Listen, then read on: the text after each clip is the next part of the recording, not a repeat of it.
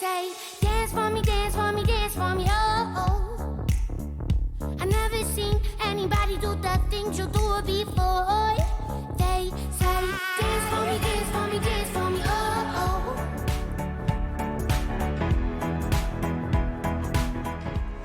Bonjour à tous, très belle matinée à vous sur France 3 Auvergne-Rhône-Alpes. Soyez les bienvenus dans Vous êtes formidables avec, ça n'est plus un secret, des gens formidables de la région tous les jours, comme par exemple notre invité d'aujourd'hui qui est Daniel Soupe, que j'ai le plaisir d'accueillir tout de suite. Bonjour Daniel Soupe. Petit namasté, je vous laisse vous installer. Merci d'être avec nous. Plaisir. Alors vous êtes pépiniériste à la tête d'une entreprise qui porte votre nom et que vous avez créée en 1975 à Châtillon sur Chalaronne, c'est dans l'Ain pour les mauvais en géographie. Une pépinière placée sous le signe de l'innovation, de la priorité au naturel et de l'anticipation de l'évolution climatique. C'est important, on en reparlera tout à l'heure. On va voir comment vous vous êtes lancé dans cette belle aventure et ce qui vous permet de rester optimiste malgré la marche chaotique du monde, c'est le moins qu'on puisse dire. Mais on va voir tout d'abord notre première photo et vous allez reconnaître cette commune belge de la province d'Anvers dans la partie flamande du pays. C'est Calme-toute. Calme-toute et on prononce bien le T à la fin. On n'oublie pas. À Calme-toute, il y a quelque chose d'extraordinaire. C'est un arboretum qui a été créé en 1857 et il paraît qu'il a provoqué un déclic en vous. Pourquoi ? Parce que quand je suis allé le visiter pour la première fois, j'ai découvert la botanique dans toute sa splendeur, c'est-à-dire les collections. Pour moi, je pensais qu'il y avait une dizaine, une vingtaine d'espèces de chênes. Et j'en ai découvert 200-300. Il y a 7000 arbres. C'est ça à peu près, sur 12 hectares. C'est un truc extraordinaire. Et donc ça, quand vous connaissiez le métier déjà ou pas ? Ah oui, bien sûr, j'étais déjà dedans, mais la botanique, non, je ne connaissais pas vraiment. Je m'y suis fait après. J'ai appris sur le tas. Et donc là, le choc à Calme-toute. On va revenir un petit peu aux origines, parce que vous êtes originaire de... Alors on m'a dit la Dombes, mais c'est un peu la Bresse. C'est un petit peu entre les deux, Châtillon sur Chalaronne. Oui, je suis en limite de Bresse et Dombes. Voilà. C'est-à-dire que ce n'est pas dans les étangs. Non, parce que non, on ne peut pas monter une pépinière sur les terres de Dombes, c'est être argileux. Ouais. Elle est très près, l'argile, elle est à 20 cm.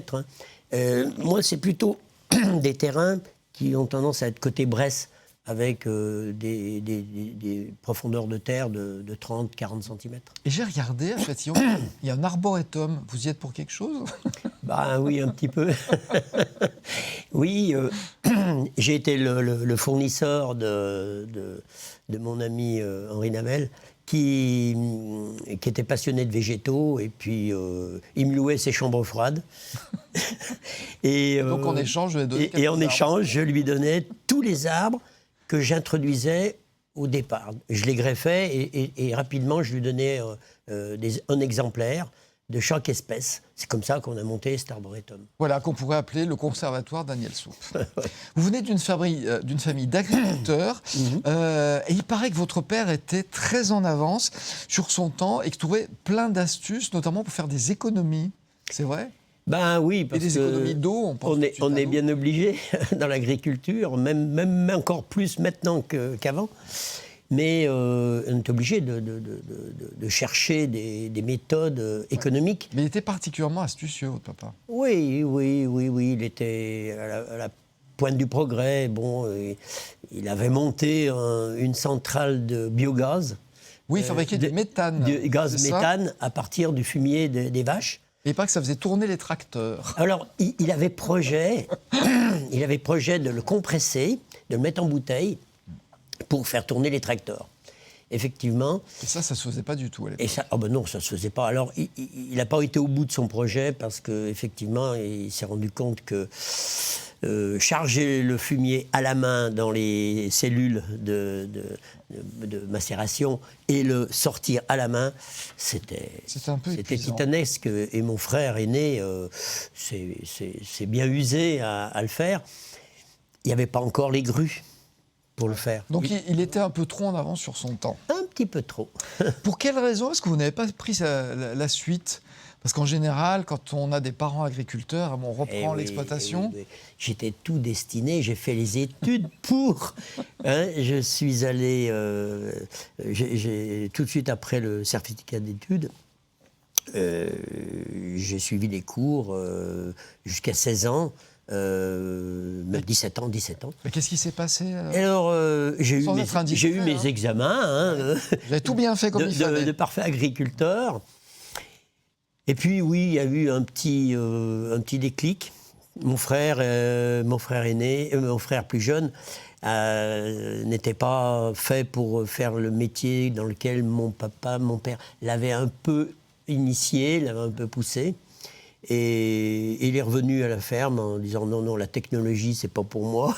Et donc, mon père m'a demandé gentiment d'aller voir ailleurs si la terre était plus verte. Pendant quelques années, en attendant de reprendre la ferme où je suis d'ailleurs, d'aller travailler à l'extérieur. Il n'y avait pas la place pour faire travailler deux personnes de plus. Ouais. Et en fait, c'est bien tombé. Parce que vous avez trouvé votre domaine d'activité. C'est très bien tombé parce que, effectivement, je suis allé creuser des puits, tout ça. Et puis, à un moment donné, il y a un paysagiste, entreprise de paysage, qui est venu me chercher. Et j'y suis allé, d'automatique. J'ai dit, tiens, ça c'est un métier qui est sympa. Ouais. Et très rapidement, en l'espace de 4 mois, le déclic a été fait, où je me suis dit, ah là, ça y est, j'ai trouvé ma voie. Je ne vais pas faire du paysage, mais je vais faire pousser des arbres. Ouais. Pour faire pousser des asperges et faire pousser des arbres, c'est pas pareil, si? C'est la même chose. C'est la même chose. C'est la même chose. C'est qu'une question de taille. C'est la même chose. Alors, le vrai métier de pépiniériste, hein, c'est la même chose, parce qu'on sème les graines. Et comme on sème une graine de blé, de maïs, on sème une graine d'érable. C'est la même mécanique. C'est la même chose. C'est plus raffiné, plus compliqué, mais c'est pareil. Il faut des natures de terrain particulières qui conviennent mieux à certaines plantes et à certains arbres que d'autres. Pour le semis, il faut une nature de terrain qui convienne, qui soit très légère. Voilà. Mais on sème toutes les espèces dans les mêmes sols. C'est après que la deuxième année où là, il faut des sols différents. Ouais. Alors, vous avez beaucoup voyagé. Oh oui, parce énormément. que c'est un métier dans lequel on voyage beaucoup pour connaître. Non, pas forcément. Pas forcément. On n'est pas meilleur si on a voyagé? On ne connaît pas plus de choses?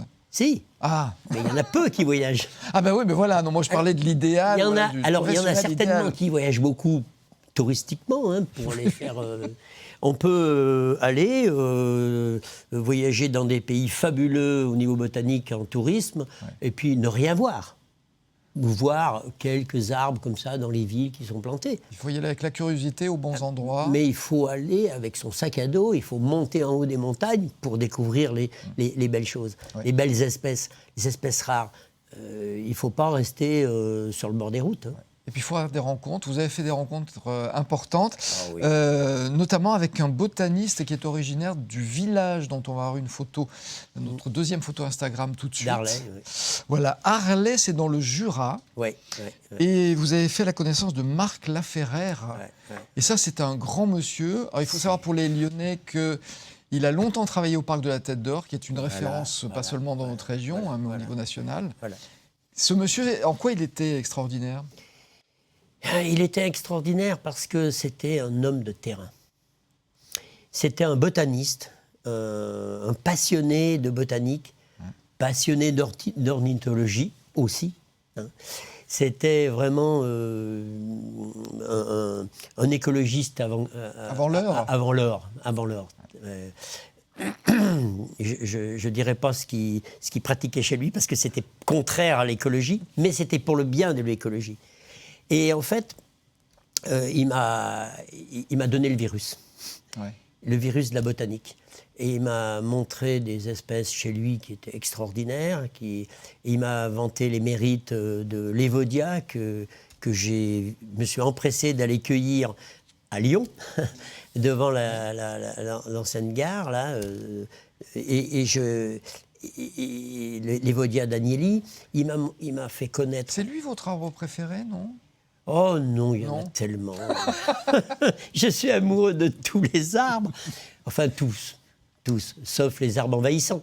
Mais les arbres qui méritent d'être appréciés. Tous les arbres ont une valeur, mais il y en a d'autres, il y en a quelques-uns qui ont une valeur vraiment supérieure à toutes les autres. Il n'y en a pas un que vous préférez, je sais pas, un petit chouchou? Bah si, le tilleul Oriana. Je me demande si c'est pas lui dont on a une photo. Le tilleul Oriana, qui est un tilleul extraordinaire, qui fleurit bien après tous les autres. Et là, pour le coup, il est vraiment intéressant. Ouais. Et puis, la feuille est aussi belle que la fleur, voire plus belle que la fleur. Donc, les jeunes feuilles sont magnifiques. Ouais. Voilà, et on peut rêver en voyant une feuille de c'est un tilleul. C'est lui qui a une feuille en forme de feuille de châtaignier ou pas? Non. C'est pas lui. Alors, ça a été un des premiers qui m'a séduit. L'Evodia aussi, parce qu'il fleurit 2 fois, c'est quand même extraordinaire. Mais la deuxième fois, c'est les fruits qui passent pour des fleurs, en fait. Ah oui. Parce qu'il fleurit au mois d'août, il fructifie au mois de septembre-octobre, et là, on a l'impression qu'il refleurit, mais rouge. Ah oui, donc la fleur est jaune, et après, elle est blanche, jaune, et après, elle refleurit rouge. Mais en fait, c'est les fruits. Ouais. Et puis, l'arbre à feuilles de châtaignier, c'est une découverte qui date d'une quinzaine d'années. Hein. C'est lui qu'on voit sur les écrans, là-haut. Voilà. Ça, voilà.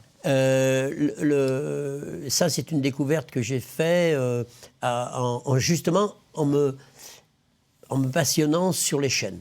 Parce que quand je me suis installé, je me suis passionné pour la botanique, mais tout de suite pour les espèces indigènes, les espèces sauvages, que j'ai introduit en culture.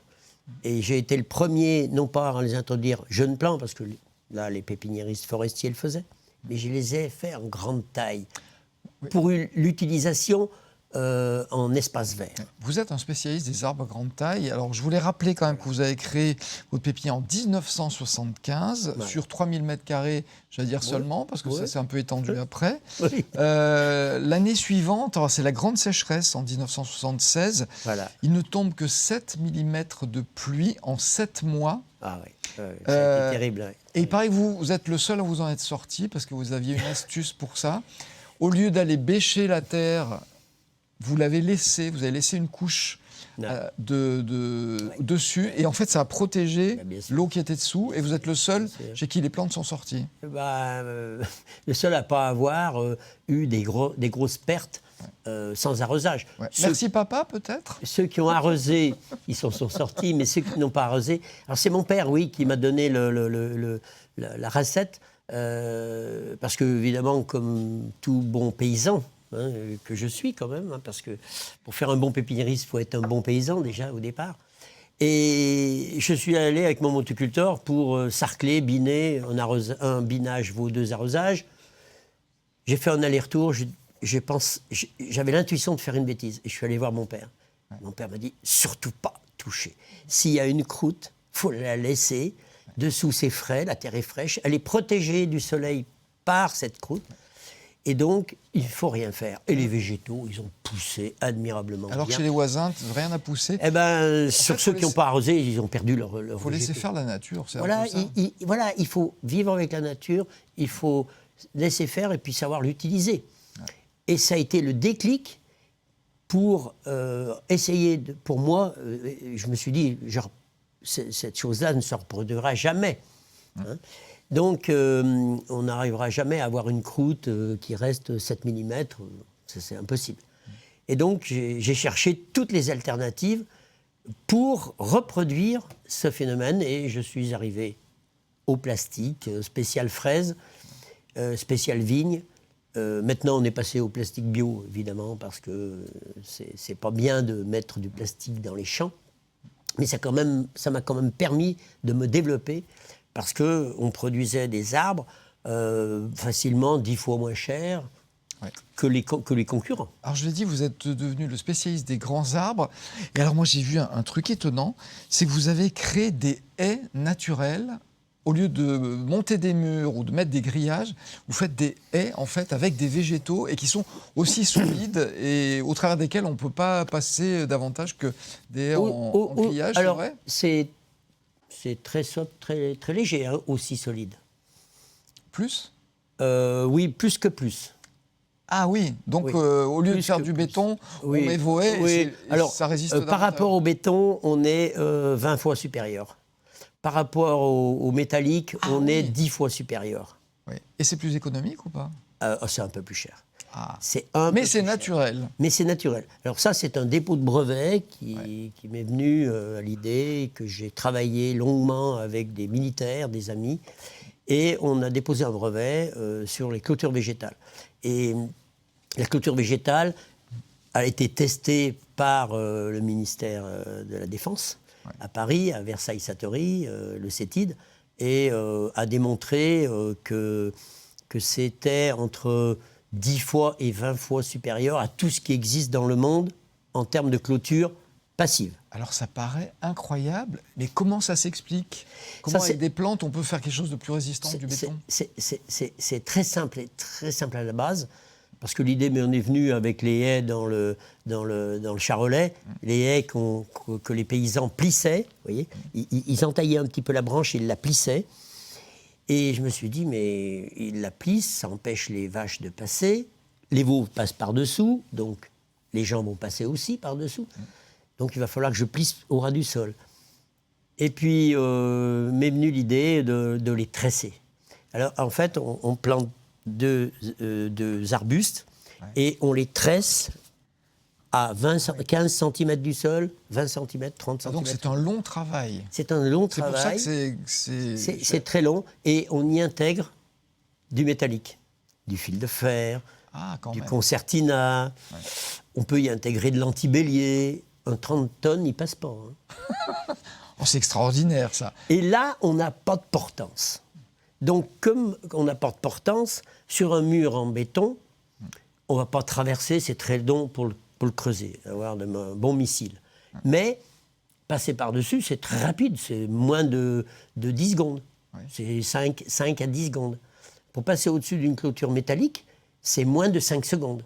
Ouais. Je l'ai fait... Il y a quelques années, devant les caméras, je suis passé en moins de 5 secondes. Et sur une clôture naturelle? Impossible. C'est impossible. Impossible, il n'y a pas de portance. Donc, si on passe, on met une échelle, on met une couverture, on met n'importe quoi, ça se met en vrille dans les végétaux et on reste bloqué. Ouais. Et on ne passe pas. Non. On va passer à notre question formidable tout de suite, parce que le temps, lui, passe. Je vous laisse l'écouter. Daniel, lorsque vous voyez que les activités humaines vont mener dans quelques années à la disparition totale des forêts primaires, que ressentez-vous? Ah ben, je suis un peu triste. Il y a de quoi, oui. Évidemment. Mais triste, mais... optimiste quand même parce à la fois, j'ai un côté optimiste qui parce que la nature est plus forte que tout. La nature est plus forte. Et si on remonte très loin dans le temps, très très loin dans le temps, il y a eu des bouleversements. Hein. On avait des espèces qui ont complètement disparu sur la Terre, hein, qui étaient présentes dans le Nord, qu'on retrouve en fossile dans le charbon, jusqu'au jour où on l'a retrouvée en Chine. Ouais. Hein. Donc la nature est plus forte que tout? La nature est plus forte. Et il y a toujours eu des bouleversements comme ça. Et il y en aura encore. Mais on a à notre disposition, dans la botanique, un nombre incalculable d'espèces qui sont capables de résister aux à-coups climatiques, aux sécheresses, aux amplitudes thermiques. Parce que le plus grand drame, c'est l'amplitude thermique. Ouais. Alors, vous êtes optimiste, ça ne veut pas dire qu'il faut rien faire et laisser... Ah non, ça c'est clair. Laisser ça, c'est clair. Massacrer les forêts primaires. On va il faut agir. On a votre invité coup de cœur tout de suite. C'est Patrick Bidegain, qui est architecte paysagiste, fondateur de Green Concept en 1987. Bonjour Patrick, installez-vous, je vous en prie. Merci, bonjour. Bonjour Patrick. Bonjour. En 2 mots, Daniel, pour quelle raison est-ce que vous avez voulu l'avoir à vos côtés? Eh bien, parce que déjà, c'est un ami. Et puis, ça a été un partenaire de la première heure. Merci, 2 secondes, j'avais dit. Non, mais ça fait déjà 2 bonnes raisons. Patrick Bidegain, c'est que architecte paysagiste, c'est un mot qu'on employait. C'est moins le cas aujourd'hui, vous avez changé de nom, c'est ça? Alors on a changé de nom. L'appellation effectivement est devenue donc paysagiste concepteur depuis une loi donc promulguée il y a quelques années qui nous a permis en fait de protéger un peu notre titre suite aux études que nous faisons donc dans différentes écoles qui sont spécialisées pour former des paysagistes concepteurs. Donc, paysagiste concepteur, c'est quoi ce métier? Parce que c'est vrai que c'est peu connu. C'est un métier qui consiste en fait à aménager l'espace, à créer en fait des espaces pour le bien-être en fait de nos concitoyens. C'est des éléments donc importants donc du paysage et d'essayer donc d'embellir un petit peu nos territoires et nos communes. Oui. Alors, Daniel l'a dit tout à l'heure, vous êtes un partenaire de la première heure. Entre les paysagistes concepteurs et les pépiniéristes, il y a forcément un travail commun, il y a forcément des échanges. Alors, il y a forcément des échanges parce que ce que fait Daniel, c'est un peu notre palette. C'est comme un peintre, hein. On a besoin en fait de tous ces éléments-là pour concevoir nos espaces. Donc il vient vous dire, voilà, il existe telle et telle couleur, espèce. Des espèces. Il vient nous dire où Coloré. on va le voir. Il vient nous dire où on va le voir et on lui demande effectivement, voilà ce qu'on souhaiterait pouvoir mettre dans nos espaces. Voilà les formes qu'on voudrait avoir. Voilà les éléments qu'on voudrait avoir. Voilà les formes naturelles qu'on voudrait mettre dans ces aménagements-là. Et Daniel, lui, il travaille pour ça et il nous amène justement donc ces éléments. Un élément important, c'est qu'avec Daniel, l'avantage, c'est de pouvoir visiter les pépinières, c'est de pouvoir aller sur place et de pouvoir marquer les végétaux qu'on veut. C'est-à-dire que quand nous, on conçoit donc des espaces, on a à peu près une image dans la tête et on sait à peu près ce qu'on veut. L'avantage, c'est d'aller chez Daniel et de pouvoir marquer l'arbre qu'il va nous falloir, l'arbre qui aura le port qu'on a souhaité donc pour concevoir en fait notre espace. Qui influence le plus l'autre? C'est un échange, mais c'est un échange, c'est une dualité. En fait, on parle, on fait souvent donc des visites sur place. On parle ensemble et en fait, les idées viennent d'elles-mêmes. Nous, on lui parle de nos problèmes, on leur parle de ce qu'on souhaite. Et Daniel, lui, il trouve les essences qui vont bien aller. La problématique aujourd'hui, c'est effectivement ce réchauffement climatique sur lequel on est confronté. Et pour nous, c'est quand même un défi majeur. Et avec Daniel, on arrive justement à trouver les solutions. Alors, d'autant que j'allais dire, c'est un métier au long cours. Contrairement aux architectes qui bâtissent, qui voient tout de suite le fruit de leur travail, vous, il faut attendre des décennies pour voir le résultat de votre travail. Exactement. Nous, quand on finit en fait un aménagement, c'est là où il est à la limite le plus petit, le petit rabougri. Les plantes sont grandes, font 10 cm, les arbres font 4 mètres, 5 mètres, 6 mètres quand on a pu prendre des arbres un peu développés déjà des pépiniéristes. Et puis très vite, nous, ça va s'embellir et l'aménagement sera beau 20, 30 ou 40 ans après. Voilà. Alors, pendant que les architectes voient se décrépir leurs œuvres, vous les voyez s'embellir. Croître et s'embellir. Oui, ça c'est vrai. Alors, vous êtes spécialisé dans le naturel et je crois que l'une de vos spécialités, c'est les plans d'eau aux baignades biologiques. Vous avez fait un aménagement au lac des Sapins. Comment ça fonctionne ? Alors, ça fonctionne assez simplement, c'est-à-dire qu'en fait, on a regardé la nature, et la nature, l'eau s'entretient naturellement par phytoépuration. Donc, la phytoépuration, c'est quoi ? C'est tout bêtement donc, les plantes qui vont épurer en fait, la molécule d'eau, qui vont débarrasser cette molécule d'eau de ses polluants pour la restituer dans un espace baignable qui soit utilisable par les gens sans problème sanitaire. Voilà, donc pas de javel, pas de javel, et on prend donc, ce qu'on appelle un biofiltre, c'est-à-dire que c'est un espace qui est planté et dans lequel on va faire circuler l'eau pour que les plantes en fait épurent cette eau, cette molécule d'eau, et on restitue cette molécule d'eau à la baignade. Vous travaillez aussi beaucoup en ville. Est-ce que vous avez vu une évolution des collectivités locales vers plus de naturel ? C'est un peu ce qui nous semble observer. Ça c'est vrai qu'aujourd'hui, donc les collectivités donc aujourd'hui se sont portées vers des tendances plus nature. Bon, le zéro phyto, ça leur a été imposé, donc ils ont bien été obligés de s'adapter. Maintenant, il y a d'autres choses sur lesquelles nous on est fédérateur dans la mesure où on essaie de montrer aux collectivités qu'il peut y avoir autre chose, que l'agriculture urbaine peut exister, qu'on peut planter pour que les abeilles puissent en profiter, que l'on peut planter des arbres pour faire des climatiseurs, parce que c'est quand même un formidable climatiseur, un arbre. Un grand arbre, ça l'est encore plus. Un petit, il lui faut un peu de temps pour pousser.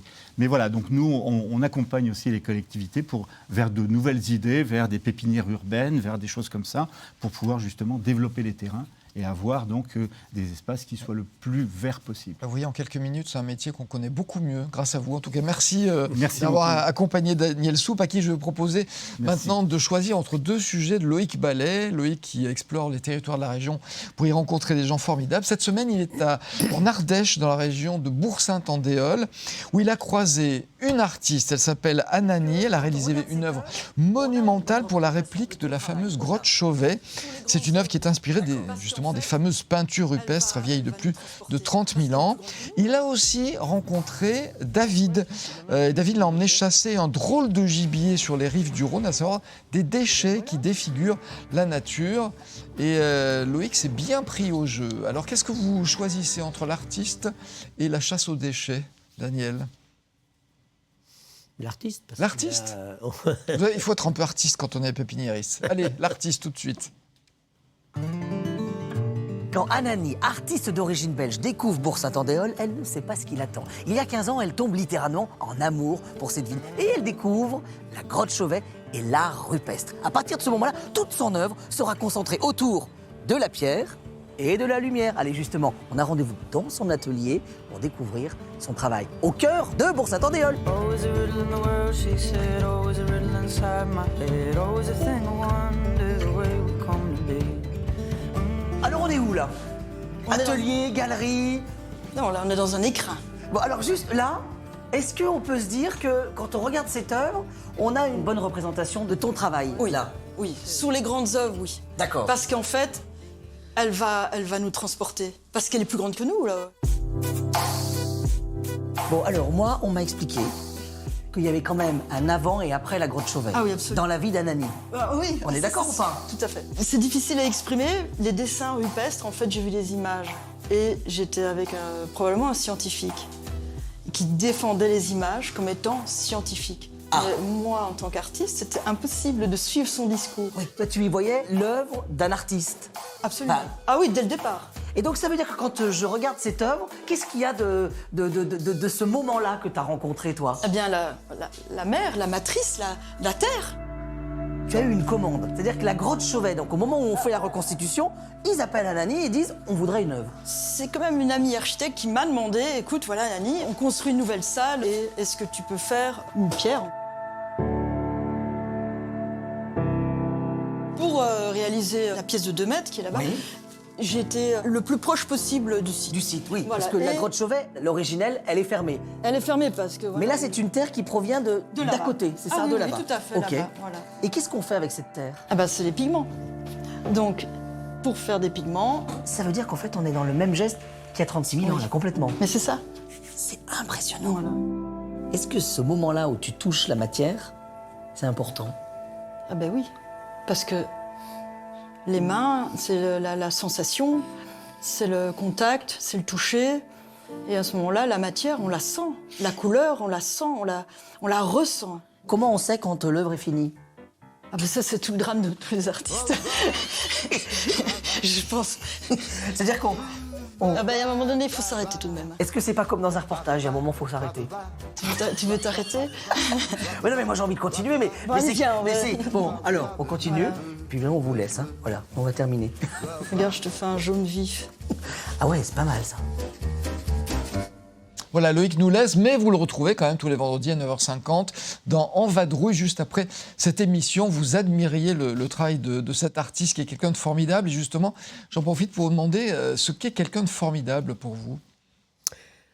Oh, c'est très simple. C'est quelqu'un qui est enthousiaste, qui est toujours positif, qui voit toujours le verre à moitié plein plutôt qu'à moitié vide. Et, Alors, le mien est à moitié plein, là.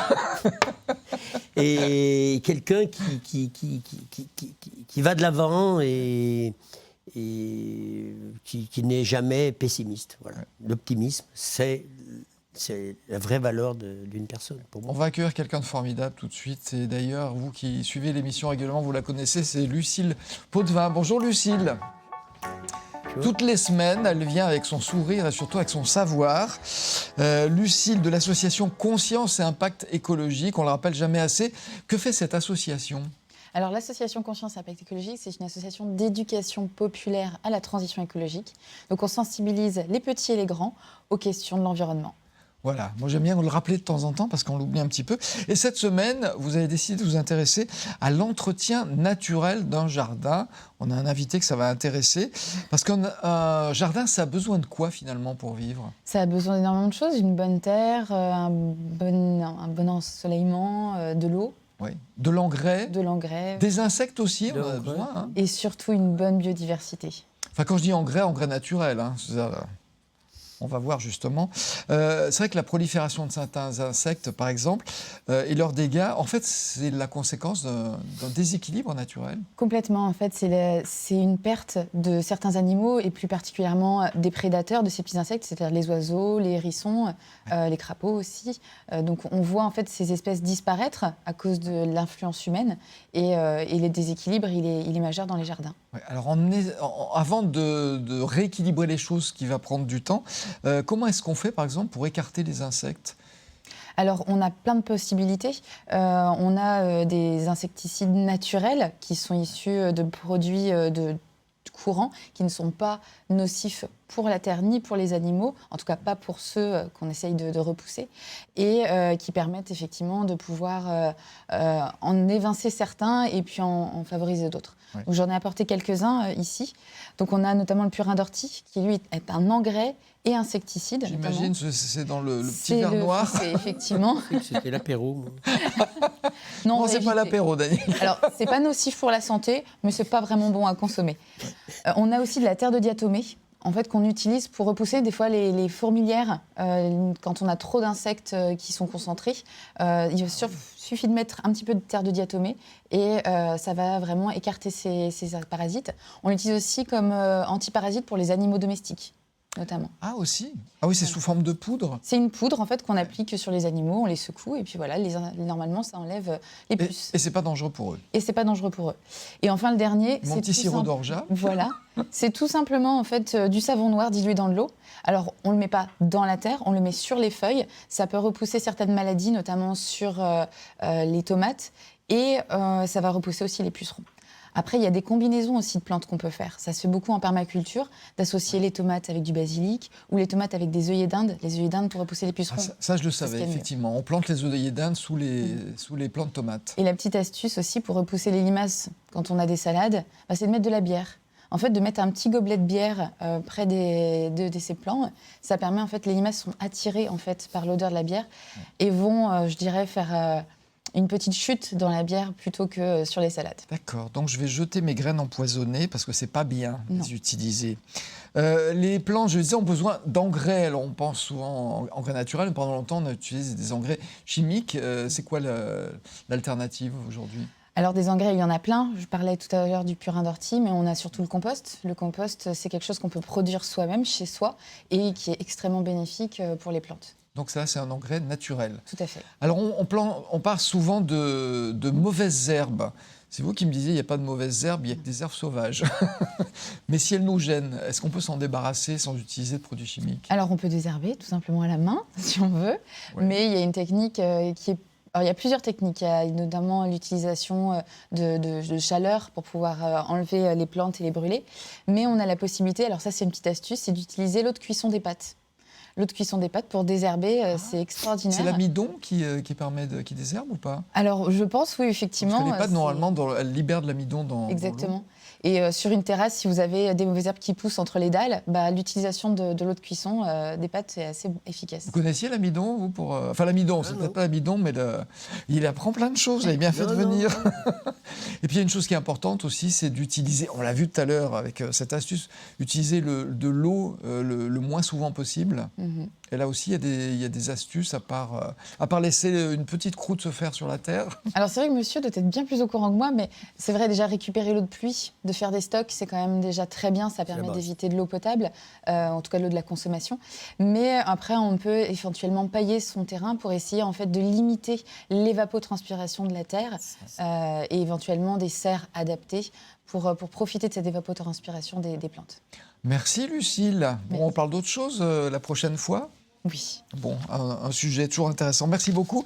On va accueillir quelqu'un maintenant, Daniel. Vous allez sans doute apprécier si vous êtes gourmand, puisque c'est notre cuisinière conseil. Elle nous rend visite toutes les semaines. C'est Nadjet Guidoum. On fait un changement à vue, comme on dit chez nous. Bonjour Nadjet. Bonjour. Alors Nadjet, on meurt jamais de faim. Non. Alors on est un petit peu dans l'actualité, Nadjet, puisque vous allez nous parler de pâtisserie De pâtisserie orientale. Pour l'instant, il faut les manger la nuit, c'est ça? La nuit ou le jour, là, c'est parti pour un voyage aux 1001 saveurs. Les pâtisseries, en fait, orientales proviennent des pays du Maghreb, mais aussi du Moyen-Orient. Ah oui, il y a plusieurs origines. Non, je disais, on les consomme la nuit parce qu'en ce moment, c'est le ramadan. Oui, et c'est c'est vrai vrai. que, Oui, tout à fait. voilà, pour ceux qui, Oui. pour ceux qui le suivent, c'est vrai que c'est une gourmandise Oui, tout à fait. qu'on ne consomme que Oui. quand la nuit est arrivée.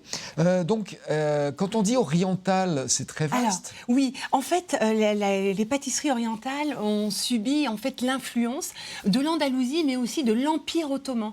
Et c'est comme ça qu'elles ont voyagé à travers le temps jusqu'à, surtout le bassin méditerranéen. On les trouve alors dans les pays orientaux comme le Liban, par exemple, la Turquie, alors le Maghreb, bien entendu. Ouais, donc, ce sont des produits qui ont voyagé Oui. et qui correspondaient à des traditions aussi. Oui. C'est grâce aux traditions, finalement, C'est qu'ils ça, ont pu voyager. c'est ça. Et c'est pour ça qu'en fait, elles ont tout un point en commun, ces pâtisseries orientales, c'est qu'elles sont composées d'amandes, par exemple, de fruits secs, de la pistache, des noix, du miel également. Vous Et elles- trouvez dans ces pays-là, puisqu'on C'est se ça. sert de ce dont c'est on a ça. sous la main. Et parfumées aussi à l'eau de fleurs d'oranger ou de l'eau de rose également. C'est vrai que ça fait rêver. Oui. Moi, je pense à une chose quand je pense à pâtisserie Oui. orientale, c'est sucre et graisse. C'est sucre, c'est bon. C'est Et vrai ça, qu'effectivement, quand on Diététiquement, c'est pas forcément ce qu'il y a de mieux. Mais quand on entend pâtisserie orientale, on a tout de suite l'eau à la bouche parce que ces pâtisseries, quelque C'est part, vrai. elles sont belles, elles sont parfumées, elles sont généreuses. Oh, j'ai presque envie de vous dire qu'elles sont sensuelles. Mais oui, elles ont du sucre. Mais oui, Mais oui. c'est très bon. Faut savoir se faire plaisir. Alors, vous nous avez apporté un plateau absolument magnifique. Est-ce que vous pouvez nous détailler un petit peu? Et je crois que c'est par catégorie. Ah oui, c'est ça. Ça, il y a les pâtes feuilletées. C'est ça. Vous avez 3 catégories. Vous avez donc les pâtes feuilletées comme la baklava par exemple, à la pistache ou aux amandes. Alors ce sont des gâteaux qui sont faits avec de la pâte philo. C'est une pâte très très très très fine en fait. Voilà. Vous avez les gâteaux frits comme bien entendu le makrout. Le makrout qui est en fait un gâteau, c'est celui-là. C'est un gâteau en fait à base de pâte de date recouvert de semoule en fait. Donc c'est frit et ensuite eh bien ça baigne dans du miel. Voilà, c'est vrai que ça fait envie. Et vous avez la 3e catégorie qui sont tout simplement les gâteaux secs. Donc, eh bien, comme bien entendu la corne de gazelle que tout le monde connaît. Alors, celle-là, tout le monde a envie de sauter Oui, oui. dessus. Mais oui. Vous la voyez bien, c'est la seule qui est blanche au milieu. Celle-ci, voilà. Et c'est Et là, vous qui avez les avez faites. Oui, là vous avez des cornes de gazelle sans sucre glace en fait, nature, et c'est aussi très très bon. Mais elles sont pas en forme de corne. Bon, si un petit peu, non. Les cornes en ronde. Ou alors c'est la section de la corne, on les coupe dans ce Oui. sens-là. Est-ce que vous pouvez nous détailler un petit peu celui-ci, Oui. par exemple? Alors ça s'appelle de la zlabia. Alors on les fait frire et la pâte est liquide en fait. Elle est liquide et on fait comme ça un joli dessin, voilà, dans notre huile très Ah oui, chaude. et ça sèche après ou Et- Ah non, c'est frit, ça? Alors c'est frit, tout à fait. Ah, c'est et pour après, ça, c'est oui. pareil, c'est baigné dans. Ah oui, d'accord, je vois. Dans la du friture, miel, on parfumé fait une d'autres pâte, fleurs d'oranger. une pâte en tortillon, Voilà, et c'est comme ça. ça frit, ça, C'est ça. effectivement, ça donne ça. Il y en a au chocolat aussi, hein, moi, Il y je en a au connaissais pas chocolat. ça. Alors, le gâteau au chocolat, c'est pas vraiment un gâteau traditionnel. Les gâteaux C'est ce que je me disais, parce que le chocolat, Oui. dans ces Eh pays-là, bien, ça non. fond. Effectivement. Donc ça, ce sont des nouveaux gâteaux. Mais vous avez la pâtisserie traditionnelle, qui sont les cornes de gazelle, les gréouèches, donc ces fameux gâteaux frits également. Comment ça s'appelle Ah, c'est pas moi qui vais vous aider. les macroutes, pardon. Désolé. Les Les macroutes. macroutes, c'est ça. ouais. Voilà. Donc tous ces gâteaux-là, en fait, elles sont apprises de génération en génération, de mère en fille. Ah, c'est une histoire Et- de transmission. Ah, mais ouais. tout à fait, tout à fait. Ça veut dire qu'il y a chaque famille a un peu sa recette, ou il y a vraiment des Avec recettes toujours la classiques même base. toujours la même base, donc la pâte de date par exemple pour les macroutes et de la semoule. Et puis après, on y met ce qu'on veut. J'aime y mettre par exemple des écorces d'orange. Voilà, Ah oui, donc il y a des petites Voilà. nuances comme ça. Oui. Et certains mettent du chocolat dessus. par Et bien exemple. voilà, Les nouveau plus gourmands. gâteau. Oui, c'est ça, mais ils sont Ça, c'est très plus- très bons. Merci beaucoup, Merci Nadjet. à On va vous. se régaler, on va Mais goûter oui. tout ça pour vous. On vous dira si c'est bon. Daniel, merci d'avoir été avec nous. Dernière question. Je voulais savoir ce que vous pensez de cet homme-là. En 3 secondes. Bon, il a plutôt réussi sa vie. Hein. Bah, je suis un fils de paysan. Ouais. Merci d'avoir été Lui avec qui a- nous. qui a réussi. Merci. Très belle journée à vous sur France 3. On se retrouve très vite. Au revoir.